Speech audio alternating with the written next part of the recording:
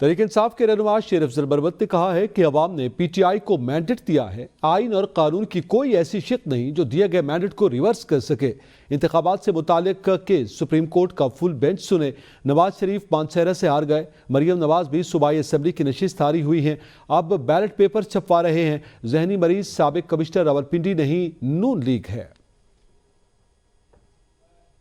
Mandate عوام نے دیا ہے، کوئی قانون اور آئین کی کوئی شک ایسی ہے نہیں کہ دیے کہ مینڈیٹ کو ریورس کر سکے یا الیکشن کو کرا دے۔